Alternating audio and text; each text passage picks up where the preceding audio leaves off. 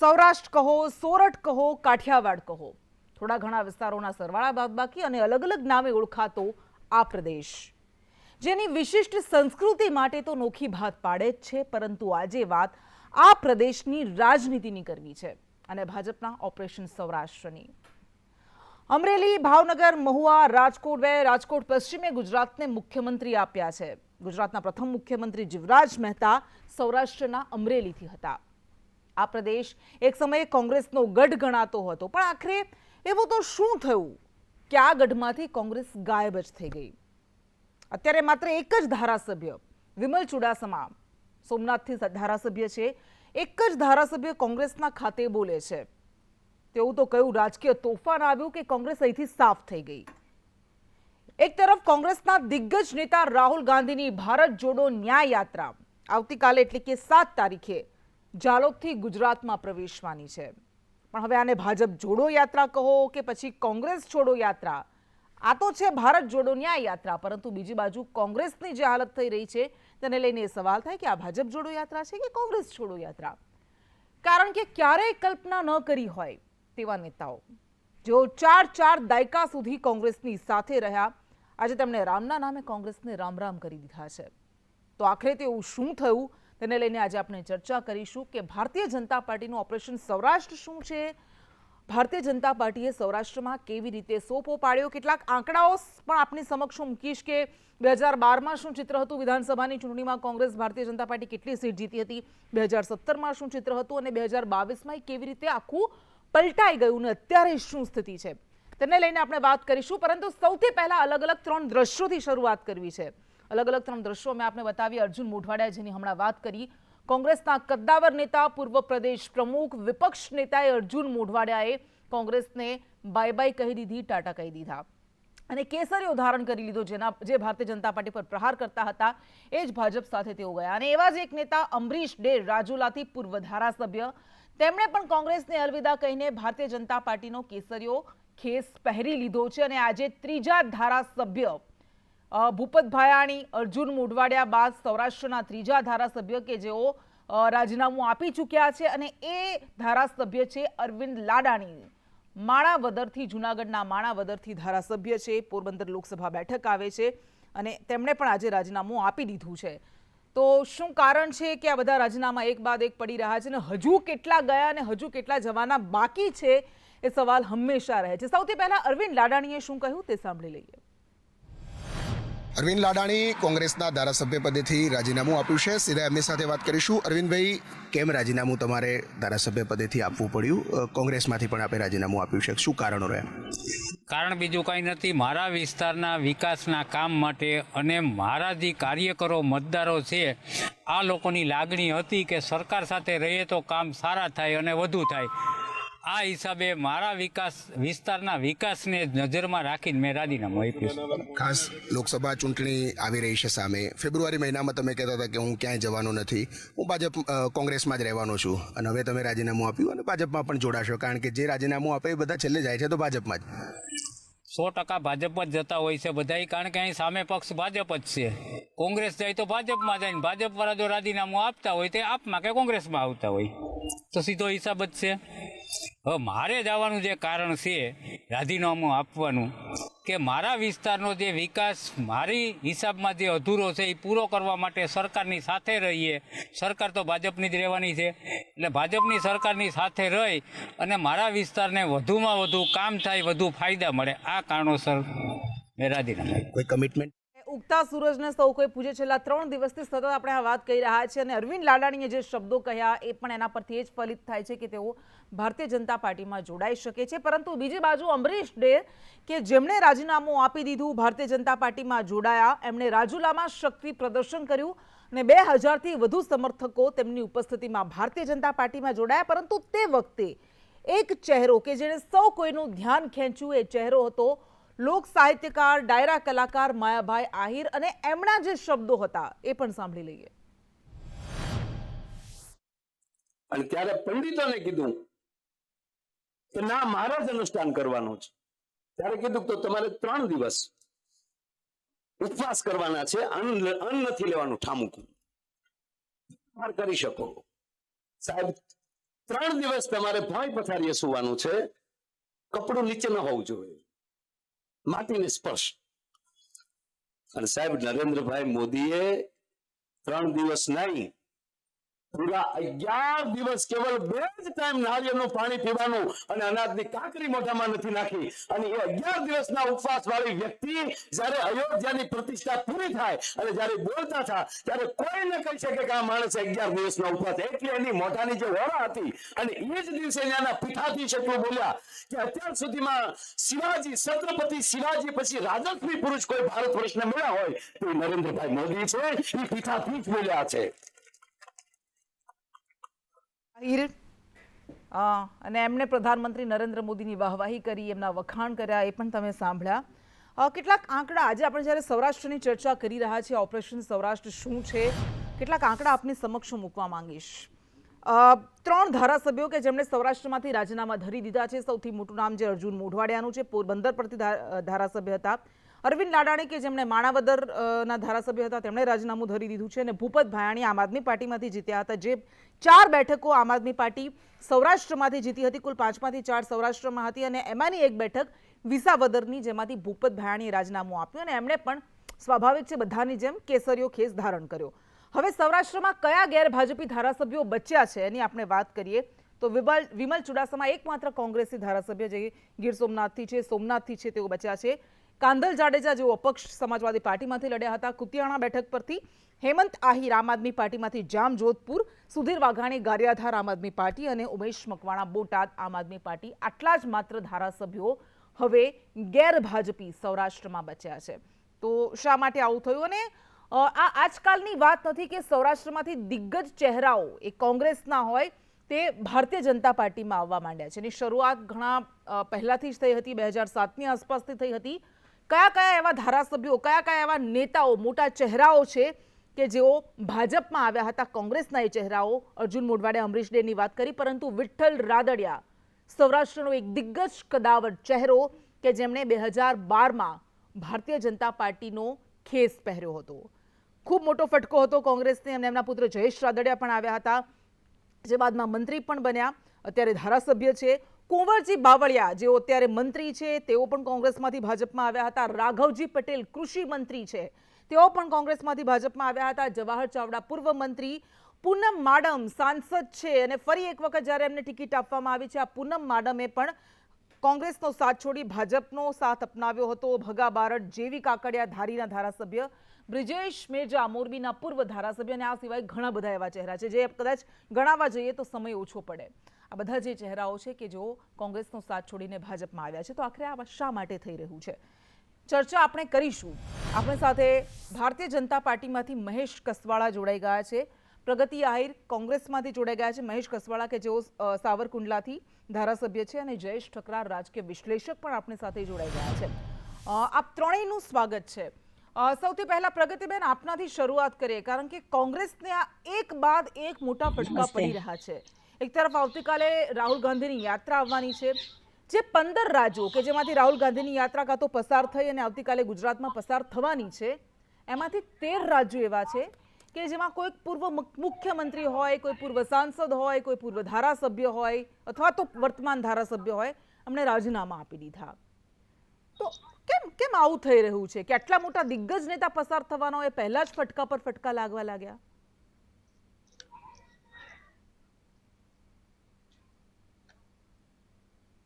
કૃષ્ણાબેન, પહેલા તો હું એવી વાત કરીશ કે સાચે જ તમે કહ્યું એમ કે રાહુલ ગાંધીજી એવા દિગ્ગજ નેતા છે કે જેનાથી આજે પણ ભારતીય જનતા પાર્ટીને ડર લાગે છે. જે ભારતીય જનતા પાર્ટી એમના પ્રચારોમાં, એમના ભાષણોમાં જે વાતો કરતા હોય કે અબકી બાર 400 કે પાર, તો એને એવી શું જરૂર પડે છે કે એમણે કોંગ્રેસના નેતાઓને તોડવા પડે છે. શામ, દામ, દંડ, ભેદ, લોભ, લાલચ, અને હું તો કહું છું કે જે નેતાઓ જાય છે, લે ભાગુ એવા નેતાઓ છે કે એમને ક્યાંક ને ક્યાંક એવા અભરખા છે અલ્પેશ ઠાકોરની જેમ કે ત્યાં જઈ અને લીલી પેનથી સાઇન કરવા મળશે કે કોઈ પદની લાલચ છે એટલા માટે જાય છે, નહીં કે પાર્ટીની વિચારધારા માટે. હું કાલે જ અર્જુનભાઈ મોઢવાડિયાનું એક ભાષણ સાંભળતી હતી.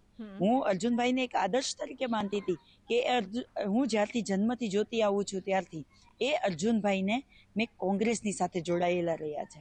એ અર્જુનભાઈ જ્યારે પ્રેસ કોન્ફરન્સ કરવા માટે આવી રહ્યા હતા રાજીનામું આપીને, મેં એમને બોખલાયેલા જોયા છે.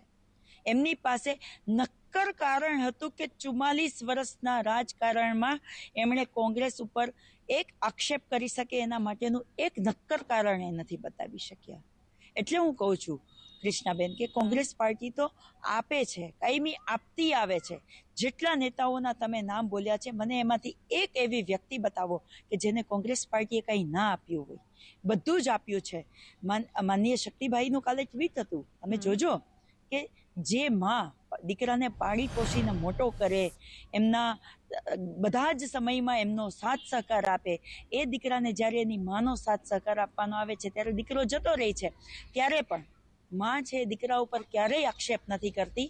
એ દીકરો જતો હોય તો જતો રહીને, જો એ દીકરો પાછો આવે તો હસતા મોઢે સ્વીકારી લે છે. ફરી પાછા કોંગ્રેસ રાજનીતિ તો પર બેન આ આવીએ છે. પણ તો મારે તમને કેવું નથી છે લાગતું કે કૃષ્ણાબેન, ક્યાંક ખામી તો હશે જ? કારણ કે અત્યાર સુધી રાહુલ ગાંધીના નિવેદનો સાંભળીએ, ભલે બધા જતા રહે, જે કચરો હશે જશે, કોંગ્રેસ વધારે મજબૂત થશે, આવા જ નિવેદનો આવતા રહ્યા. શક્તિસિંહ ગોહિલ પણ વારંવાર આવું કહેતા રહ્યા.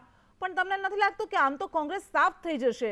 ક્યાં સુધી તમે એમ કહેશો કે કચરો ગયો? અર્જુન મોઢવાડિયા ગયા છે, આવા નેતાઓ તમારો સાથ છોડીને ગયા છે. અરે કૃષ્ણાબેન, જ્યારે તમે કહ્યું એમ કે વિઠ્ઠલભાઈ રાદડિયા ગયા હતા કે ભરતભાઈ બોઘરા ગયા હતા, ત્યારે એવું કહેવાતું હતું કે સૌરાષ્ટ્રમાંથી રાજકારણનો સફાયો થઈ જશે. પણ તમે જુઓ, કાર્યકર્તા નથી જતા, નેતાઓ પોતાની કંઈક લોભ લાલચ માટે થઈને જાય છે. પોતાની કોઈ ભારતીય જનતા પાર્ટી દ્વારા ડરાવવા ધમકાવવામાં આવે છે એટલે જાય છે. આજે પણ કોંગ્રેસનો જે કાર્યકર્તા છે એ કોંગ્રેસની સાથે અડીખમ ઉભો છે. કે શક્તિભાઈના તો પછી એનો અર્થ શું છે? 28 માંથી 3 બેઠકો, જે 2017 માં એ ગમે તે પરિબળો હોય, પાટીદાર ફેક્ટર હતું, 28 બેઠકો કોંગ્રેસ જીતી હતી, એ 3 પૂરતી સમેટાઈ ગઈ. તો એ ખરેખર મનોમંથન કરવાની જરૂર છે. ને સૌરાષ્ટ્ર પર આપણે વાત કરી રહ્યા છીએ, પરંતુ આખી વાત ગુજરાતની છે, આખા ગુજરાતની છે. 17 બેઠકો જીત્યા, એમાંથી પણ આટલા બધા ધારાસભ્યો ગયા. કૃષ્ણાબેન, 156 બેઠકો ભારતીય જનતા પાર્ટીને મળી છે. ઓકે, હા કૃષ્ણાબેન, 156 બેઠકો ભારતીય જનતા પાર્ટીને મળી છે. તો એવી એને શું જરૂર પડી કે એને કોંગ્રેસના ધારાસભ્યોને ખરીદવા પડે, એમને લોભ લાલચ દેવી પડે? શું ભારતીય જનતા પાર્ટીના નેતાઓમાં કેબિનેટ મિનિસ્ટર બનવાની કોઈ તાકાત નથી? એમનું રાજકીય જે લેવલ છે સાચવવાની એમની તાકાત નથી કે કોંગ્રેસના ધારાસભ્યોને લઈ જઈ અને ત્યાં કેબિનેટ મિનિસ્ટરો બનાવવા પડે? કૃષ્ણાબેન, મારે તો ભારતીય જનતા પાર્ટીના કાર્યકર્તા નેતાઓને કેવું છે કે તમે તમારી અનામત માંગવાનું ચાલુ કરી દો તમારી પાર્ટીમાં. બાકી આ કોંગ્રેસમાંથી અત્યારે 90% લોકો કોંગ્રેસના ત્યાં આવી અને નેતા બન્યા છે, અને તમે કાર્યકર્તા જ રહેશો. તમે ખુરશી સાફ કરવામાં અને કોંગ્રેસના નેતાઓનું સ્વાગત કરવાનું તાળીઓ પાડવા પૂરતા જ રહી જશો. આપણી પાસે મહેશ કસવાલા પાસે જઈએ. મહેશભાઈ, નરહરી અમીનથી શરૂઆત થઈ હતી 2012માં કે કોંગ્રેસીઓ ભાજપમાં આવવા લાગ્યા, અને પછી એ ભરતી મેળો સતત ચાલુ રહ્યો, એ બારેમાસી થઈ ગયો. એ ચૂંટણીની રાહ પણ હવે તો નથી જોવાતી, એ ચાલુ જ રહે છે. હા, ટાઈમિંગને લઈને હંમેશા એ રાહ જોવાતી હોય છે. પણ આ બધા જે નામ આપ્યા, વિઠ્ઠલ રાદડિયા, કુંવરજી બાવળિયા, રાઘવજી પટેલ, જવાહર ચાવડા, પૂનમ માડમ, બ્રિજેશ મેજા, જેઓ પણ પૂર્વ મંત્રી રહી ચૂક્યા છે. આજે CR પાટીલે કહ્યું કે તમામ 181 બેઠક ન જીત્યા, 182 બેઠક ન જીત્યા, એનો અફસોસ હંમેશા રહેશે. તો શું તમને એવું લાગે છે કે ભારતીય જનતા પાર્ટીમાં હવે કોઈ એવું છે જ નહીં? મંત્રીઓ કહો કે પ્રવક્તા કહો કે બધા જ તમારે કોંગ્રેસના જ બેસાડવા પડે છે?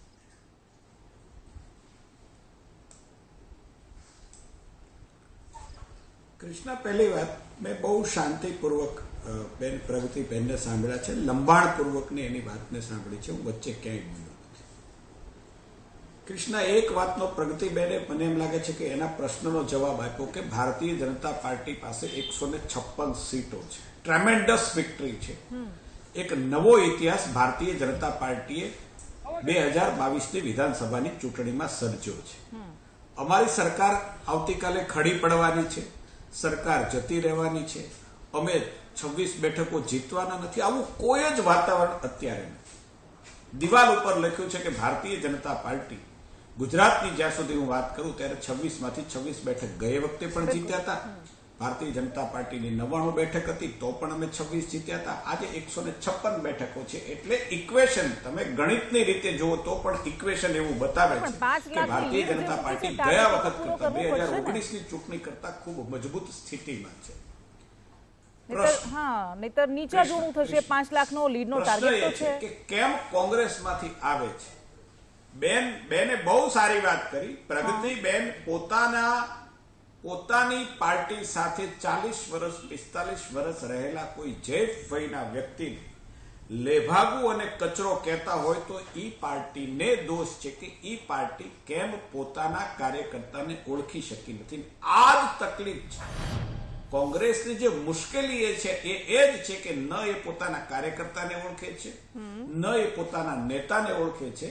માત્ર ને માત્ર ઓળખે છે તો એક પરિવારને માત્ર ઓળખે છે. એક પરિવાર એટલે જ પાર્ટી, એક પરિવાર એટલે જ નેતાને. પરિણામ એ થયું છે કે પરિવારવાદના કારણે આજે કોંગ્રેસ છે કકડભૂસ. મહેશભાઈ, સવાલ અહીં એ થાય કે જે લોકો 40 વર્ષ સાથે કોંગ્રેસની વિચારધારા સાથે જોડાયેલા હોય, જેઓ ભારતીય જનતા પાર્ટીના મોટા નેતા પ્રધાનમંત્રી મોદીથી માંડીને CR પાટીલ પર પર્સનલ અંગત પ્રહાર કરતા હોય અને એક બહુ જ ખરાબ પ્રહાર અપશબ્દોનો પણ એમનો ઉપયોગ કરેલો હોય, એમને તમારે સત્કારવા પડે આટલી સરસ રીતે, તો કોઈક તો મજબૂરી હશે. બહુ સાચી વાત છે કૃષ્ણા. એ જ વાત હું કૃષ્ણા હું એ જ વાત કહેવા માંગુ છું કે કેટલી મજબૂરી હશે અર્જુનભાઈ મોઢવાડિયાની કે એને આજ સુધી કોંગ્રેસની સકારાત્મક વિચારસરણી માટે રાહ જોઈ હશે અને છતાં પણ એક પરિવારવાદમાંથી બહાર ન નીકળનારી પાર્ટી, એક ભ્રષ્ટાચારનું દામન થામનારી પાર્ટી, હજી એ જ સોચમાં રાચનારી પાર્ટીમાંથી એક પછી એક નેતાઓ એક કઈ સોચ સાથે આ કાર્યકર્તાઓ એ પાર્ટીના બન્યા હશે અને આટલો સમય સંઘર્ષ કરીને પાર્ટીને સહારો આપ્યા પછી આજે પાર્ટીને છોડવી પડતી હશે એનું દુઃખ પણ મારી પાર્ટીનો વિચાર ન કરતા અમે તો ખુરશી છે હાર્દિક પટેલ હોય, અર્જુન મોઢવાડિયા હોય કરો કે પોતાનો કૃષ્ણા 75% જિંદગી એમણે ખર્ચી નાખ્યા પછી આજે એમને પાર્ટી છોડવી પડે એનો દુઃખનો ક્યારેક વિચાર કરવો પડે. અને ભારતીય જનતા પાર્ટીમાં આવી સોચ બદલાય. કોઈ પણ વ્યક્તિની, મારી પણ સોચ બદલાય, એમ કોંગ્રેસના લોકોની પણ સોચ બદલાય. કારણ કે એક નકારાત્મકતા માનસિકતા, એક પરિવારવાદી વાળી માનસિકતા, એક વિભાજન વાળી માનસિકતા, એક દેશના દુશ્મનોને લાલ જાજમ પાથરવા વાળી માનસિકતા, એ માનસિકતામાંથી બહાર નીકળીને નરેન્દ્રભાઈ જેવું શાસન આવે. એ વ્યક્તિ, વાત સાચી છે કે 10 વર્ષ પહેલા નરેન્દ્રભાઈ માટેની એની માનસિકતા જુદી હશે, પરંતુ આજે દુનિયા કહેવાય છે ને કે થામ લે મશાલ તું हिंद धरा पुरकार रही है दुश्मनों की भीड़ भी आज नमो नमो गा रही है. नरेंद्र मोदी एक वक्त अमेरिका એ વિઝન હોતા આજે અમેરિકાની સોચ બદલાણી. એક શક્તિશાળી માણસ આવ્યો હિન્દુસ્તાનના પ્રધાનમંત્રી તરીકે. દુનિયાનો નજરિયો ભારતની સામે બદલાયો તો દુનિયાનો નજરિયો બદલાયો છે. તો કોંગ્રેસ તો કેમ ન બદલાય? આવતીકાલે પ્રગતિબેનનો પણ બદલાઈ શકે.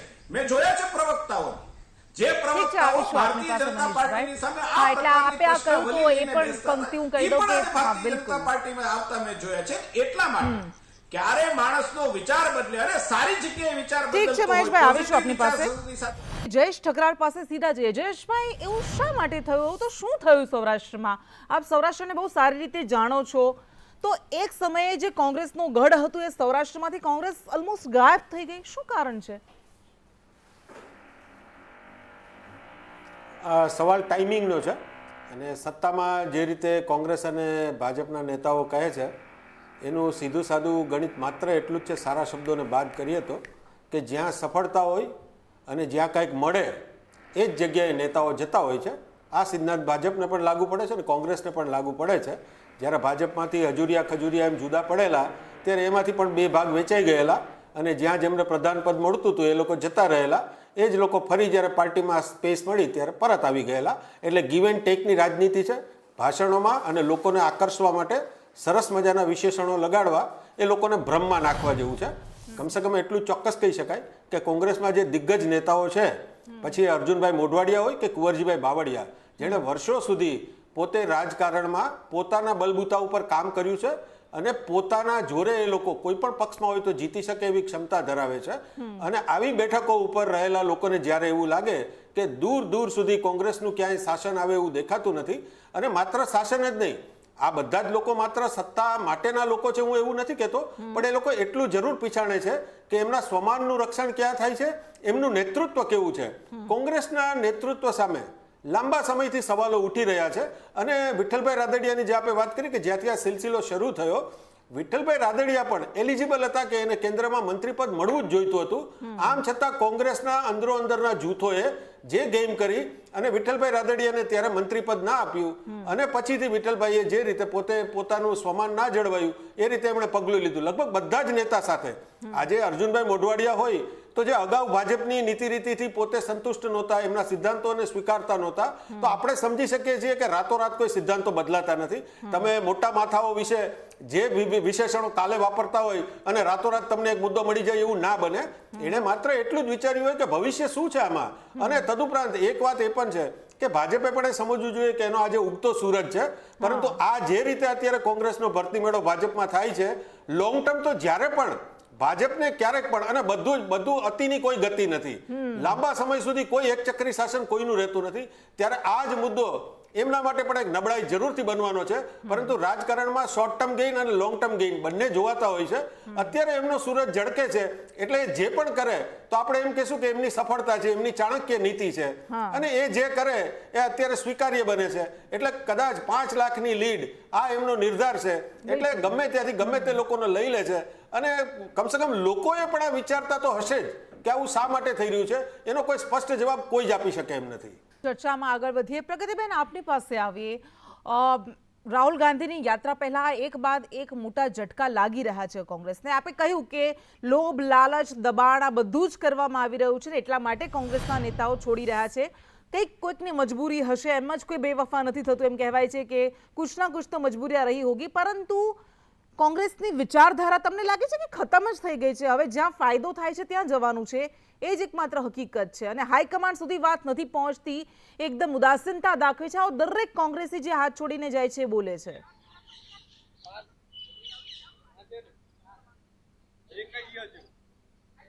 બિલકુલ બી કૃષ્ણાબેન, હું એ બાબતને ના માનું. આપણે નાનપણથી સાંભળતા આવ્યા છે, ખબર, કાબે અર્જુન લૂંટ્યો, વહી ધનુષ વહી બાણ. ક્યારેય કોઈનો સમય છે ને એક સરખો રહેતો જ નથી કૃષ્ણાબેન. ક્યારે કોનો સમય બદલાઈ જાય છે ખબર જ નથી પડતી. આજે ભારતીય જનતા પાર્ટી જે મદનીમાં આવી છે, હું ભારતીય જનતા પાર્ટીને પૂછવા માંગુ છું કૃષ્ણાબેન કે આટલા વર્ષોમાં 9 વર્ષમાં કેન્દ્રના શાસનમાં, 27 વર્ષથી વધારે ગુજરાતના શાસનમાં, કે દિવસે એમણે એમના મેનિફેસ્ટો માટે કમલમમાં જઈને પ્રેસ કોન્ફરન્સ કરી?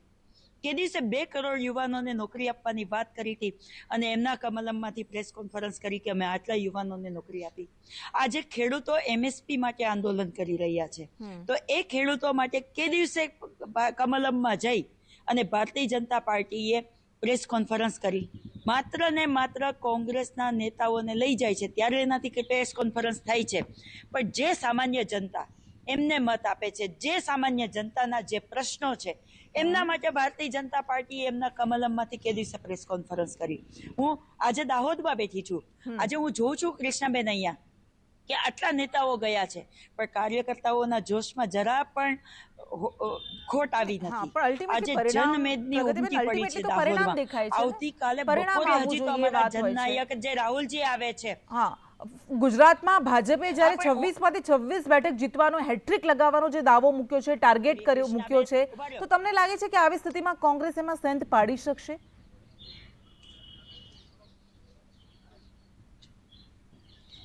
કૃષ્ણાબેન, 26માંથી 26 બેઠકો જીતવાનો દાવો જો કરતા હોય અને એમને પોતાને પૂરો વિશ્વાસ હોય, તો એમણે કોંગ્રેસના નેતાઓને તોડવાની જરૂર પડે? બેન, 26 એમના સાંસદો હોય, હવે તો રાજ્યસભાના સાંસદો પણ એમના છે, એમને 156 બેઠકો મળી છે, તો એને એવો શું ડર છે કે એમણે કોંગ્રેસના નેતાઓ અને ધારાસભ્યોને તોડવા પડે? એમને પણ ખ્યાલ છે કે લોકો પાસે જ્યારે પ્રચારમાં જશું ત્યારે એ લોકોએ 5 વર્ષમાં કરેલા કર્મોનો ચિતાર માંગશે કે કયા કામ કર્યા છે. આજે જવાબ લઈ લઈએ આપણે. કેટલાક ગરીબોને અમે અનાજ આપી રહ્યા છે અને બીજી બાજુ દાવો કરે છે કે અમે ગરીબીને દૂર કરી છે. ઠીક છે બોખલાયેલી મહેશભાઈ, ડબલ એન્જિનની આપણે સાંભળ્યા બોખલાયેલી પ્રગતિબેનને. ભારતીય જનતા યેન પાર્ટીની કેન પ્રકારે ગવર્મેન્ટ. તમારે મુદ્દાઓ પર ડરી રાજનીતિ ગયેલી નથી કરવી, ગવર્મેન્ટ. તમારે માત્ર યેન કેન પ્રકારે કોંગ્રેસ મુક્ત ભારતની વાતો કરતા કરતા કોંગ્રેસને ભાજપમાં સામેલ કરીને ભાજપને કોંગ્રેસ યુક્ત કરી દેવી છે. ભરત બોગરાની અધ્યક્ષતામાં એક કમિટી રચવામાં આવે છે, એમાં કોંગ્રેસીઓને ભાજપમાં ભેળવવામાં આવે છે. એટલે ગમે તેમ કરીને તમારે જીતવું છે, આ આખો આરોપ છે.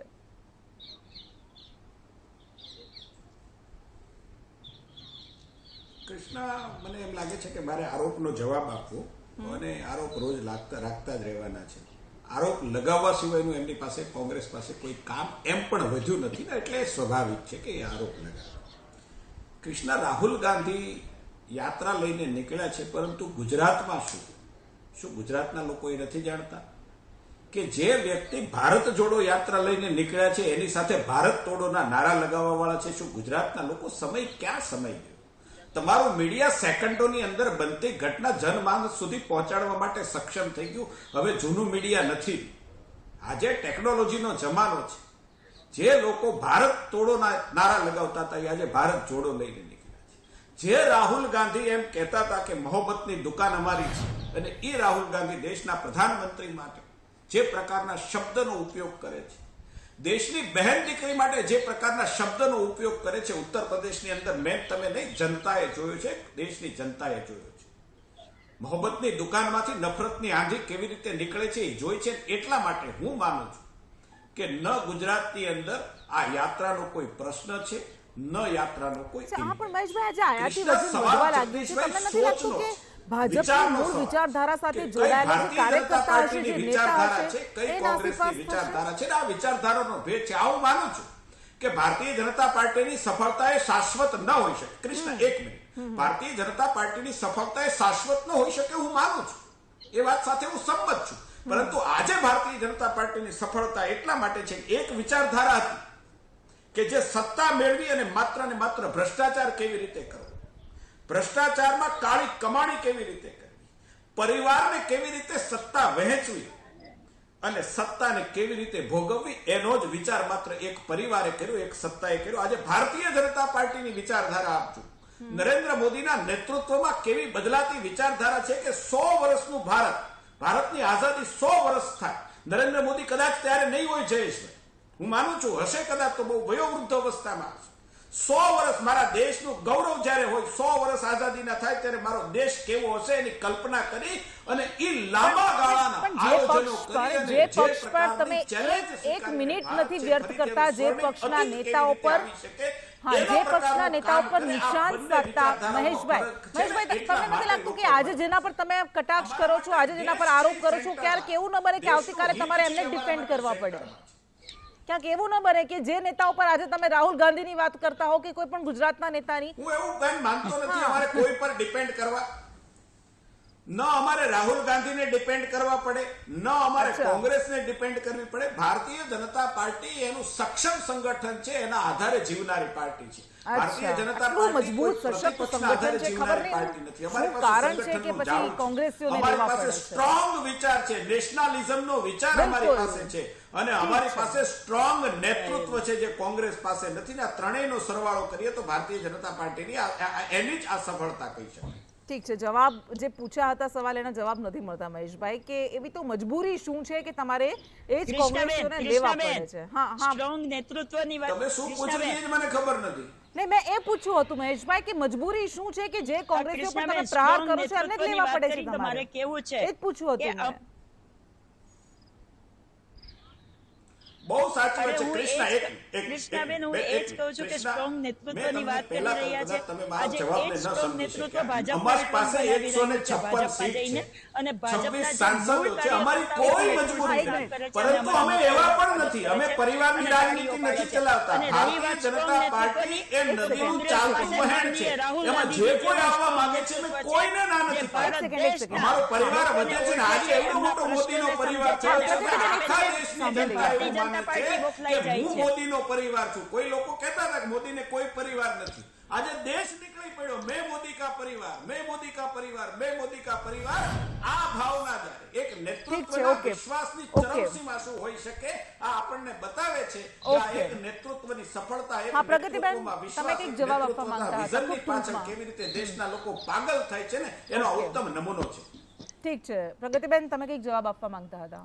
કૃષ્ણાબેન, હું કહેવા માંગુ છું કે કોંગ્રેસ પાસે એ સફળ અને અમારી પાસે એ સફળ અને મજબૂત નેતૃત્વ છે માનનીય રાહુલ ગાંધીજીનું, આજે માનનીય ખડગેજીનું, માનનીય સોનિયાજી. આજે કોંગ્રેસના તમે ગણો ને તો એક મોટું લિસ્ટ થઈ જાય ને એટલા મજબૂત નેતાઓ અમારી પાસે છે. પણ એ મજબૂત ભારતીય જનતા નેતાઓ પાર્ટી તો રહ્યા બે નથી, એ લોકોના મજબૂત ઈશારા નેતાઓ ઉપર ચાલે રહેતા છે. નથી ને, એટલે પ્રગતિબેન. કાલે જે એમને ગાળો દેતા હોય એને આજે લઈ આવી. કાર્યકર્તા અમારી પાસે છે, કોણે ultimately કહ્યું કે પરિણામ મજબૂત તો જોઈએ ને. આજે 17 રાહુલ માંથી ગાંધીજીની 14 તાકાત થઈ ગયા. જોઈ અને 17 માંથી 3 અરે ધારાસભ્યોના તમારા કૃષ્ણાબેન, રાજીનામા આજે પડ્યા છે. રાહુલ ગાંધીજી જેવું અમારી પાસે મજબૂત નેતૃત્વ છે ને એ જોઈને ભારતીય હા, પણ એ જનતા જે જાય પાર્ટી છે તો રાહુલ બોખલાઈ ગઈ છે. ગાંધીના એટલા માટે નેતૃત્વને જ્યાં જે જવાબદાર છે. રાહુલજી પ્રિયંકા જાય છે ગાંધી ભૂલી ને ગયા, પ્રગતિબેન. દમવાનું કામ કરે છે. પ્રિયંકા પણ ગાંધી ભૂલી ભારતીય ગયા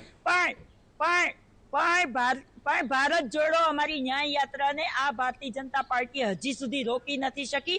એવું મજબૂત નેતૃત્વ અમારી પાસે છે અને એ રાહુલ ગાંધીજીથી બી ગયા છે. અને આક્ષેપો કરવાની વાત મારા મોટા ભાઈ મહેશભાઈ કરી રહ્યા છે. ભાઈ, તમારી પાર્ટી તો આજે પણ હજી નહેરુજી ઉપર આક્ષેપો કરતી આવી છે. 9 વર્ષ કેન્દ્રમાં રહ્યા છો, 27 વર્ષથી વધારે ગુજરાતમાં છો, છતાં પણ કોંગ્રેસની ઉપર તમે આક્ષેપો કરો છો. એટલે કોંગ્રેસ આક્ષેપોબાજીમાં નહીં, કોંગ્રેસ તો તમને સાચું કહેવા માટે આવે કોઈ છે. આક્ષેપ જ કોંગ્રેસ નથી તમને કર્યો સાચું કે. મેં સમજાવવા કોઈ માટે આક્ષેપ જ આવે નથી છે. કર્યો પણ. પણ તમે લોકો બોખલાઈ ગયા છો માનનીય રાહુલજીના નેતૃત્વથી. એટલા માટે તમે આવા છબકલાઓ કરો છો.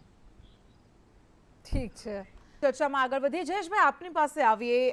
રાહુલ ગાંધી જ્યાં જ્યાં ગયા ત્યાં નેતાઓએ રાજીનામા આપ્યા, પણ એક વસ્તુ જે કોંગ્રેસે મૂકી કે જ્યાં જ્યાં ત્યાં ગયા છે તેઓ લાખો લોકો, ખાસ કરીને યુવાનો, તેમને જોવા માટે, તેમને સાંભળવા માટે ઉમટ્યા છે. અને પ્રગતિબેને પણ કહ્યું કે કાર્યકર્તા મજબૂત છે. પણ આપને લાગે છે કે લોકસભાની ચૂંટણી પહેલા આ જે ફટકા પડ્યા છે એનું ખૂબ મોટું નુકસાન થવાનું છે કે પછી આ સાંકેતિક હશે? જો રાજકીય સભામાં જે મેદની થાય છે ને એ મતોમાં પરિવર્તિત થાય કે કેમ એ હંમેશા મોટો સવાલ છે. વાજપેયીજી પોતે પણ અગાઉ કહેતા કે મારી સભામાં 1-1 લાખ લોકો આવે છે પણ મત કેમ મળતા નથી.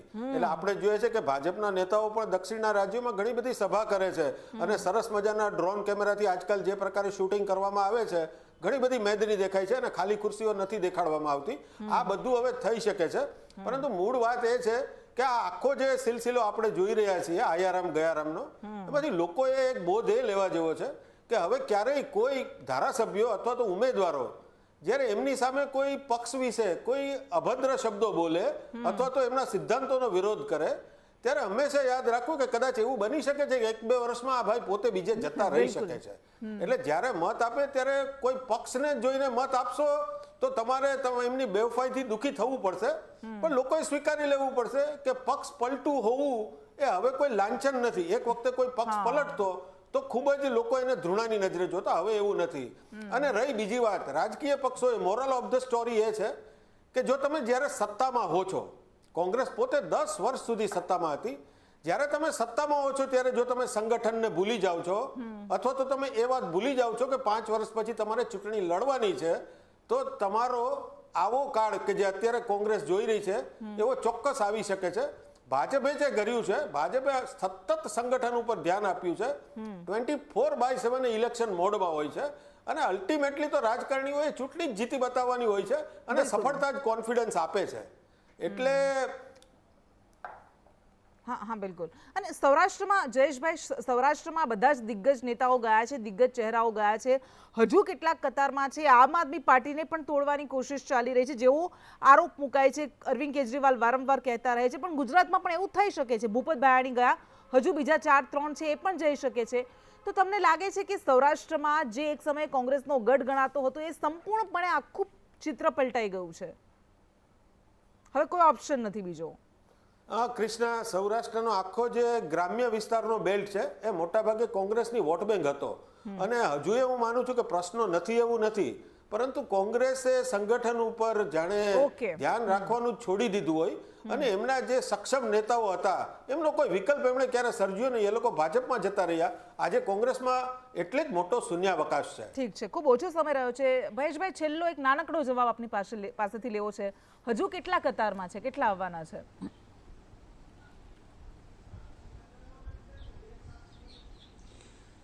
બેન, આખી કોંગ્રેસને ભારતીય જનતા પાર્ટીમાં આવવું છે.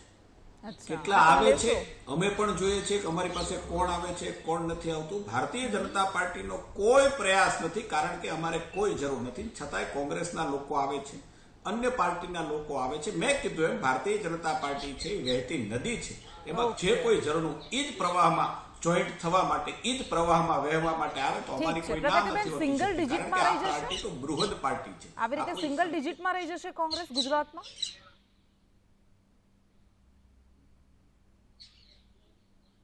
ના, બિલકુલ બી નહીં. ભારતીય જનતા પાર્ટી એમની પૂરી તાકાત લગાવી છે. જે ભારતીય જનતા પાર્ટી કૃષ્ણાબેન એમ કહેતી હતી કે અમારે હવે, જે અધ્યક્ષ એવું કહેતા હતા કે અમારે કોઈની હવે જરૂર નથી, એમણે કમિટીઓ બનાવવી પડે છે, એમને લઈ આવવા માટે અલગ અલગ નેતાઓને ઠીક છે, મોકલવા ઓકે. પડે પણ એ જ છે. કદાચ એ રાજનીતિમાં ભારતીય જનતા પાર્ટીનો practical- ડર હા, બતાવી રહ્યો છે practical કૃષ્ણાબેન સમીકરણ કહેવાય છે. કે ઓકે, આટલી fine. હેટ્રિક મળ્યા પછી પણ ઓકે. એમણે એ જોવું પડે છે. હા, ઠીક છે. અલ્ટિમેટલી જયેશભાઈ જે કહ્યું કે રાજકીય પક્ષો પણ કંઈ અહીંયા સેવા માટે, માત્ર સેવા માટે નથી આવતા, એમને પણ ચૂંટણી જીતવાની હોય છે ને એ જ એમનું લક્ષ્ય હોય છે. ઠીક છે, આપ તમામ અમારી સાથે જોડાયા, આપનો ખૂબ ખૂબ આભાર. અને કેમ કોંગ્રેસ મુક્ત ભારતની વાત કરતી ભારતીય જનતા પાર્ટી કોંગ્રેસ યુક્ત થઈ ગઈ એનો વિચાર ભાજપે પણ કરવો પડશે અને ખાસ કરીને કોંગ્રેસે કરવો પડશે. હજુ કેટલાય જવાના છે એની ચર્ચાઓ હંમેશા થતી રહેશે, દરરોજ નવા નવા નામ સામે આવતા રહેશે, પરંતુ કોંગ્રેસે મનોમંથન કરવાની ખાસી જરૂર છે. નમસ્કાર.